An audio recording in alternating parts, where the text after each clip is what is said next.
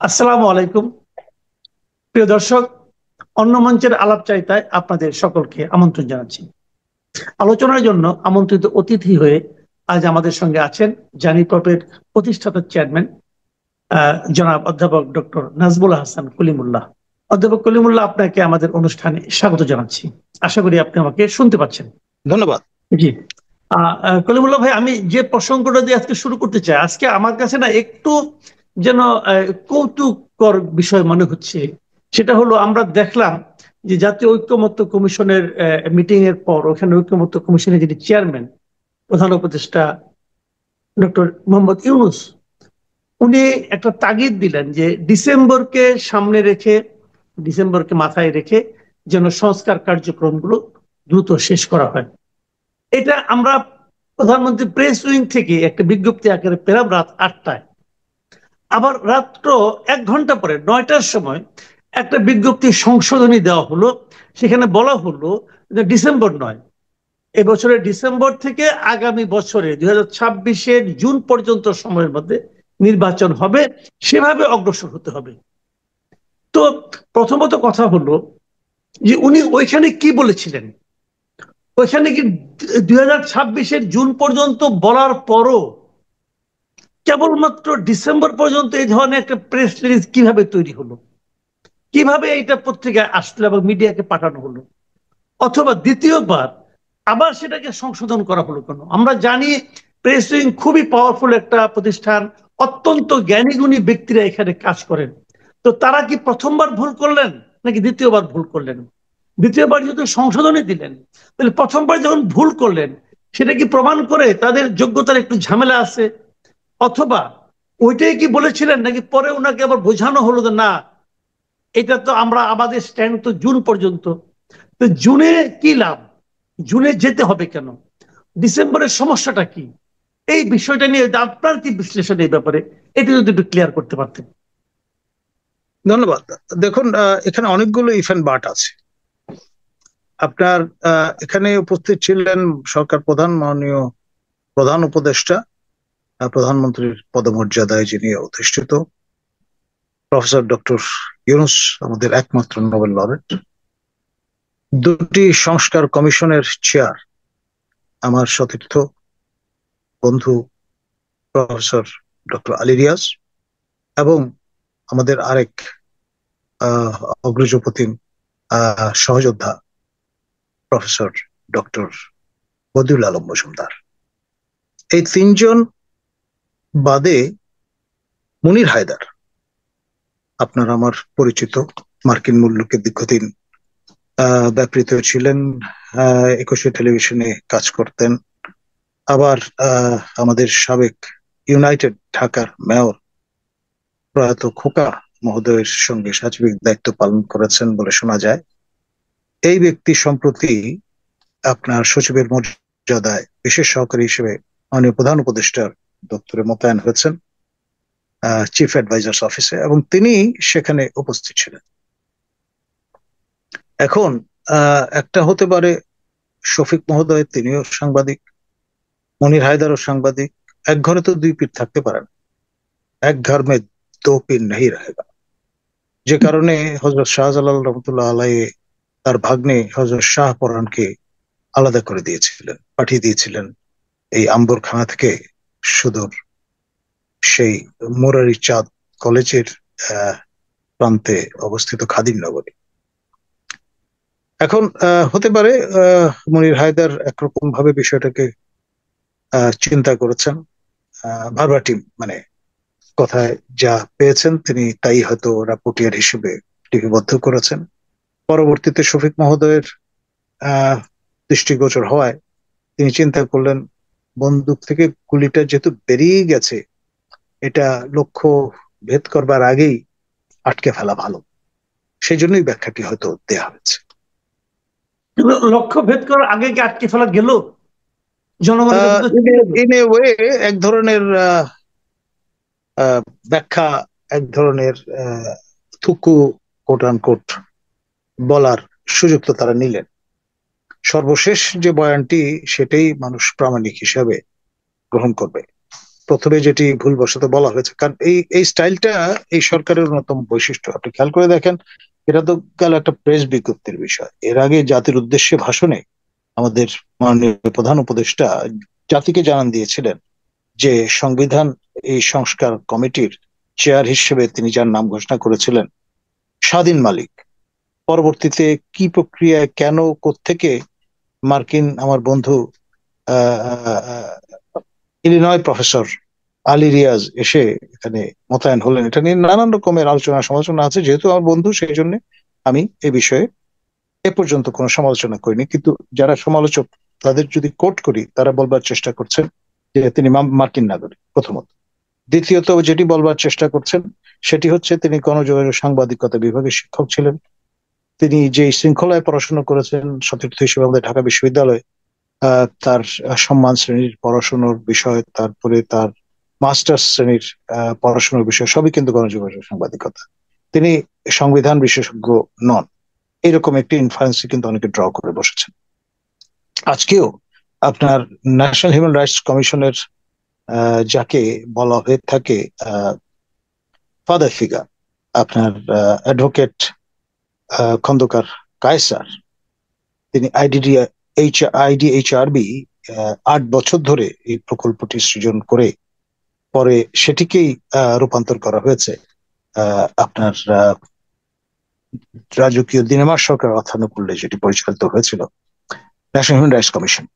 তিনি বলবার চেষ্টা করছিলেন যে আইদার ল অথবা পলিটিক্যাল সায়েন্স ব্যাকগ্রাউন্ডের একজন কাউকে এই দায়িত্ব দেয়া যেতে পারত। ওয়াই হিম? এই যে বিভিন্ন শ্রেণীর, তিনি একজন কানাডার নাগরিক, সেখানেই প্র্যাকটিস করেন ল, মানে একেবারেই আপনার ম্যান অফ দ্য স্ট্রিট বলার সুযোগ নেই, যাকে আমরা রাম শ্যাম যদু মধু বলি বাংলায়, ইংরেজিতে টিক টম হ্যারি। নো, উনি নাম ভূমিকা পালন করেছেন বিলিয়ার মতো থিঙ্ক ট্যাঙ্ক প্রতিষ্ঠার ক্ষেত্রে, পরবর্তীতে ন্যাশনাল হিউম্যান রাইটস কমিশনের ক্ষেত্রে। ফলে একেবারে উড়িয়ে দেওয়ার মতো বিষয় নয় কিন্তু এই যুক্তিগুলো। না, আপনি যেটা বললেন যে উনি যুক্তরাষ্ট্রের নাগরিক, যুক্তরাষ্ট্রের নাগরিক তো আরো অনেকে আছেন, এবং এটা কি গোটা আসলে কি মানুষ আছেন বলে আপনার চন্দন নন্দী আমাদের জানিয়েছেন, ভারতের দিল্লি বেসড যিনি সাংবাদিক, নিয়মিত লিখছেন, আজকেও জি লিখেছেন। আমাদের আরেকজন উপদেষ্টা যিনি সম্প্রতি সর্বশেষ ইনক্লুশন, খলিল সাহেব, তাকে নিয়ে বলেছেন যে তিনি মার্কিন নাগরিক এবং জাতীয় জনগুরুত্বপূর্ণ নিরাপত্তা সংক্রান্ত একটা বিষয় সেখানে তাকে পদায়িত করা হয়েছে। যিনি ছিলেন হাই রিপ্রেজেন্টেটিভ, রোহিঙ্গা বিষয়ে মানে ব্রেক থ্রু নিয়ে আসবেন এই বিবেচনায় তাকে সেখানে পদায়িত করার পরে সম্প্রতি আমারই কমান্ডেন্ট লেফটেন্যান্ট জেনারেল অবসরপ্রাপ্ত হাফিজ, যিনি ফোর্সেস কমান্ডার হিসেবে কোট দে ওয়াতে কাজ করেছেন, এবং তিনি আবার আমার তত্ত্বাবধানে ন্যাশনাল ডিফেন্স কলেজে আপনার আইআরপি যে পেপার পার্শিয়াল ফুলফিলমেন্ট হিসেবে প্রণয়ন করতে হয়, সেই ক্ষেত্রে তার সঙ্গে আমি যুক্ত ছিলাম। তো ফলে তিনি একজন 3 স্টার অবসরপ্রাপ্ত জেনারেল, কোট দে ভোয়াতে ফোর্সেস কমান্ডার হিসেবে কাজ করেছেন, এবং চমৎকার ফ্রেঞ্চ বলেন। এই ভদ্রলোককে প্রতিমন্ত্রীর মর্যাদায় সংস্থাপিত করে, যিনি বন্দুক চালাতে পারেন, যিনি আপনার একেবারে out and out professional soldier, সেই ভদ্রলোককে তার সাবসার্ভিয়েন্ট করে দেয়া, এটা কতটা বিজ্ঞ জনচিত কাজ হয়েছে, এটা নিয়ে অবসরপ্রাপ্ত সামরিক কর্মকর্তাদের অনেকেই নানান রকমের মন্তব্য করছেন আমার কাছে। তো সেই জন্যই আমি মনে করি যে বিষয়গুলো নিয়ে আসলে সিদ্ধান্তটা কে প্রদান করে, এবং আপনার এখন যদি উইথ ডিউ রেসপেক্ট আমাদের লেফটেন্যান্ট জেনারেল অবসরপ্রাপ্ত হাফিজ যদি দায়িত্ব ছেড়ে দেন, তখন ব্যাপারটা কি দাঁড়াবে? না, সিদ্ধান্তটা কে প্রদান করেন এটার চেয়ে ইম্পর্টেন্ট হলো সিদ্ধান্তটা যেটা হলো, সিদ্ধান্তটা ভালো হলো কিনা। আমার প্রশ্ন হলো, মিস্টার খলিলুর রহমান উনি তো মার্কিন পাসপোর্টধারী একজন ব্যক্তি, আমেরিকান পাসপোর্টধারী একজন ব্যক্তি। তো অ্যাকর্ডিং টু উনাকে যদি আপনি জাতীয় নিরাপত্তা অ্যাডভাইজার উপদেষ্টা বানান, যেটা নাকি ইন্ডিয়াতে আছে অজিত দোভাল, ভাবেন একবার। তো সেরকম পদে বসান, জাতীয় নিরাপত্তা, যেটা কি অন্য দেশের নাগরিক, কিন্তু আবার তাকে যদি আপনি প্রতিরক্ষা মন্ত্রণালয়ের উপদেষ্টা বানাই দেন, তাহলে প্রতিরক্ষা মন্ত্রণালয় তো এটা খুবই সেন্সিটিভ জায়গা। আমার দেশের প্রতিরক্ষার অনেক গোপনীয় বিষয় আছে, সেখানে যদি আমি একজন বিদেশি নাগরিকের অবাধ প্রবেশাধিকার রাখি, তাহলে এই কাজটা কি আমাদের জাতীয় নিরাপত্তার জন্য হুমকির কারণ হতে পারে না? এটা কি আমাদের জন্য সম্মানজনক হলো? দেখুন, সম্ভবত আমরা ইসরায়েলি মডেলটা পার্সু করছি। ইসরায়েল আমার জানা মতে এটা মিনি ওয়ার্ল্ড। প্রতিটি দেশের ভাষার নাগরিকেরা সেখানে আপনার বসবাসরত, অথবা সেই দেশের পাসপোর্ট হোল্ডার। আপনার প্রতিটা নাগরিকের একাধিক পাসপোর্ট আছে। তো সেই বিবেচনায় আমরা হয়তো সেরকম অ্যাসপায়ার করছি, সেরকমটি হতে চাচ্ছি, ইসরায়েলের মতো ইনভিনসিবল একটা রাষ্ট্রে নিজেদের রূপান্তরিত করার চিন্তা করছি। Who knows? ঠিক আপনার আছে। নিশ্চয়ই মনে আছে দীপমণির কথা। তিনি আমাদের তিনটি পোর্টফোলিও, প্রথমটা তো পররাষ্ট্রমন্ত্রী পূর্ণ মেয়াদে, তিনি যখন জি। পররাষ্ট্রমন্ত্রী সবাইকে অবাক করে তিনি ইসরায়েলে যেতে চেয়েছিলেন। ভাগ্যিস ইসরায়েল অ্যালাউ করেনি, তা না হলে কিন্তু তিনি ঢুকে পড়তেন। ইসরায়েল যে শর্ত দিয়েছিল যে ভাই আপনি যে ঢুকতে চাচ্ছেন, as far as we are concern we recognise Bangladesh, আমরা কিন্তু আপনাদের 2বার স্বীকৃতি দিয়েছি। ইসরায়েল প্রথম রাষ্ট্র যেটি বাংলাদেশকে স্বীকৃতি দিয়েছে 29শে এপ্রিল 1971-এ। এবং সেই লক্ষ্যে আমাদের তৎকালীন পররাষ্ট্রমন্ত্রী প্রয়াত খন্দকার মোশতাক আহমদ 28শে এপ্রিল ইসরায়েলে চিঠি লিখেছিলেন। তার নির্দেশে তৎকালীন আপনার ভারপ্রাপ্ত রাষ্ট্রপতি সৈয়দ নজরুলের নির্দেশে মোশতাক স্বাক্ষরিত সেই চিঠির কপি আমার কাছে আছে। তো সুতরাং এটি বানোয়াট বিষয় নয়। এখন এমন হতে পারে সেই কারণে, যেহেতু প্রথম রাষ্ট্র ইসরায়েল আমাদের স্বীকৃতি দিয়েছে, সেই জন্যই ইসরায়েলের সঙ্গে আমাদের এই লাভ হেট রিলেশনটা বহাল আছে। সেই জন্য আমরা ওনাদের মডেল অনুসরণ করার চেষ্টা করছি, এই সরকার তাই এবং করছে। আমাদের মাননীয় প্রধান উপদেষ্টা বলা হয় ইউনেস্কোর নাম দিয়ে ইসরায়েল থেকে পুরস্কারও গ্রহণ করেছেন এই পদে আসীন হওয়ার আগে। আবার পত্রিকান্তে জানা গেছে যে তিনি 100 কোটি টাকা ওদের তহবিলে দানও করেছেন। কি বলেন? এসবই কিন্তু রিপোর্টেড, মানে আমি কিন্তু মানে আমার অনুমান নির্ভর কথা বলছি না। এটা জানতাম না তো। দর্শক, আপনারা নিশ্চয়ই শুনলেন যে এক নতুন তথ্য আমি পেলাম, আমি অবশ্য জানতাম না এটা। আচ্ছা, আরেকটা কথা আপনাকে, যে জিনিসটা বলে আলোচনা হয়তো আমরা শেষ করবো। আরেকটি বিষয় এখানে বলে রাখা ভালো, আপনার জর্জ সোরস মহোদয়ের কথা তো আপনি নিশ্চয়ই শুনেছেন, জি মার্কিন জি। ধনকুবের, হ্যাঁ। হাঙ্গেরীয় বংশোদ্ভূত একজন নন প্র্যাকটিসিং জু। এবং বলা হয়ে থাকে যে তার অর্থানুকূল্যে এই কালার রেভলিউশন আপনার কার্যকর হয়েছে বাংলাদেশে। বলেন কি? যাই হোক, এগুলো এগুলো নিশ্চয়ই মানুষ বিবেচনা করে দেখবে। আমি আপনাকে আরেকটা কথা বলতে চাচ্ছি, এই যে প্রথমে যেটা দিয়ে শুরু করেছিলাম, এই যে নির্বাচনটা আপনার জুনে হবে, আগামী বছরে জুনে হবে না, এই বছরে ডিসেম্বরে হবে, এই যে ধোঁয়াশা এবং পরিষ্কার হতে হতেও আবার কুয়াশা, কারণ পরিষ্কার তো প্রায় হয়ে গিয়েছিল ডিসেম্বরে হবে, কিন্তু ওটার মধ্যে আবার কুয়াশা ঢেকে দেওয়া হলো যেটা জুড়েই হবে। এর ফাঁকে আমরা কিন্তু সোশ্যাল মিডিয়ায় আরেক ধরনের ক্যাম্পেইন দেখছি, সেটা হলো যে এদেরকে 5 বছর রেখে দেওয়া যায় কিনা।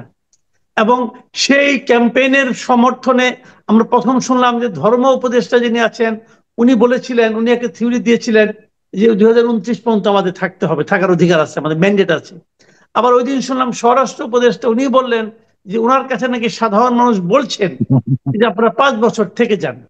তো আপনিও আমার ধারণা সাধারণ মানুষের সঙ্গে টুকটাক বেসেন টেসেন, তো সাধারণ মানুষকে আপনার কাছে এই ধরনের কোনো দাবি তুলেছে যে এদেরকে 5 বছর রেখে দেওয়ার জন্য আপনারা আর দেখুন, ক্যাম্পেইন এটা চালান? তো আমার বিষয় না, আমাদের মাননীয় প্রধান উপদেষ্টা একমাত্র নোবেল লরেট যিনি সান অফ দ্য সয়েল বাংলাদেশের প্রফেসর ডক্টর ইউনুস, তার সামনে এই বিপুল সংখ্যক মুসল্লি যারা তার কাছাকাছি যেতে সমর্থ হয়েছিলেন ঈদের জমাতে, তারা কিন্তু এই দাবি তুলেছেন এবং সেটা আমরা সবাই জানি। এখন এই লোকগুলো পাজামা পাঞ্জাবি পরে আমাদের ডিজিএফআই বা এনএসআই এর আন্ডার ডগ কিনা হু নোস, কিন্তু অনেকে যখন দেখেছেন শুনেছেন তারা তো তাদের সাধারণ মুসল্লি হিসেবেই বেনিফিট অফ ডাউট দেবেন, এটাই স্বাভাবিক। না, ওরকম তো আপনার শেখ হাসিনা যখন ক্ষমতায় ছিলেন তখন তো তাকে অনেকে বলতো যে আজীবন শেখ হাসিনা থাকবেন, 2046 পর্যন্ত থাকবেন। কারণ ওই সংখ্যাটা যদি আপনি সাধারণ জনগণের প্রতিনিধি হিসেবে বিবেচনা করতে চান তাহলে সে ঠিক হবে? দেখুন, যারা বলেছিলেন তারা দেশের অবস্থাপন্ন মানুষ, ব্যাংকের মালিক, ধনকুবের, হেলথি রিচ। এই ধরনের লোকজন। এখন তাদের তারা তো একেবারেই ক্ষুদ্রাতি ক্ষুদ্র অংশ জনগণের, যদিও তারা প্যাট্রন এমপ্লয়ার, অনেকের আপনার রুটি রোজগারের ব্যবস্থা করে দিয়েছিলেন, সেটা ভিন্ন বিষয়, কিন্তু কোন অবস্থায় তাদের সাধারণ মুসল্লিদের সঙ্গে তুলনা করা যাবে না। না, তা যাবে না, কিন্তু তারাও তো এক ধরনের মানুষ, তারাও তো একটা ভোট দেয়। আর এখানে সাধারণ মুসল্লি, দেশের জনগণ হলো 18 কোটি, এদেশের ভোটার হলো প্রায় 10 কোটির মতো। আর এখানে সাধারণ মুসল্লি কয়জন, এবং তারাই কি জনগণ টোটাল পপুলার, মানে জনগণের, সাধারণ মানুষের প্রতিনিধিত্ব করে কিনা, এটা নিয়েও কিন্তু একটা প্রশ্ন থাকবে। তো আপনার কি তবে মনে হয় এটার যে এক এটার ধরনের উত্তর ক্যাম্পেইন হতে পারে চালানো হচ্ছে? এরকম, জি, এটার উত্তর হতে পারে একেবারে মানব সভ্যতার উষালগ্নে আপনাকে যেতে হবে উত্তর খুঁজতে হলে। আপনার গ্রিক সভ্যতায় আমরা অ্যাথেন্স, স্পার্টার কথা জানি, নগর রাষ্ট্র, সেখানে প্রত্যক্ষ গণতন্ত্রের প্র্যাকটিস ছিল, অর্থাৎ সংখ্যা ছিল লোক কম, এবং তারা সবাই এক জায়গায় বসে সমবেত হয়ে হা বা না এই ধরনের ভোটাভুটিতে যেতেন প্রকাশ্যে। সেখানে ইউনিভার্সাল অ্যাডাল্ট ফ্র্যাঞ্চাইজের মতো গোপনীয়তার এলিমেন্ট মেনটেন করতে হতো না, কারণ চোখে দেখা যায়, কানে শোনা যায়, এরকম দূরত্বে উপবিষ্ট মানুষজনের সম্মতির ভিত্তিতে সিদ্ধান্ত নেওয়া যেতে পারত। সম্ভবত এরা সবাই খালেজ দিলের মুসল্লি, সেরা ধর্মপ্রাণ মানুষ, সেই জন্য তাদের বিষয়টা হয়তো সামনাসামনি গ্রিক স্টাইলে আপনার ফলো করাটা চেষ্টা হয়েছে। আপনার জি, প্লেটো, অ্যারিস্টটল, এদের তো আরবি নামও ছিল, আফলাতুন, নিশ্চয়ই ভুলে যাননি আপনি। জি। অনেক ধন্যবাদ জনাব প্রফেসর নাজমুল হাসান কলিমুল্লাহ। প্রিয় দর্শক, আপনারা শুনলেন ডক্টর নাজমুল হাসান কলিমুল্লাহ ওনার স্বভাব সুলভ ভঙ্গিতে বিভিন্ন জটিল প্রশ্নের জবাব দিলেন, ওনার মূল্যায়নের কথা শোনালেন আপনাদেরকে। এর মধ্যে অনেক ইঙ্গিত আপনারা পাবেন, এবং অনেক রসিকতার মধ্যে অনেক সিরিয়াস কথা উনি বলেছেন। আমার ধারণা আপনাদের ভালো লাগবে, আমার নিজেরও ভালো লেগেছে। আগামীতে আবার আমরা ওনার সঙ্গে বসার চেষ্টা করব। আপনারা সবাই ভালো থাকবেন। এখন এ পর্যন্তই। আল্লাহ হাফিজ।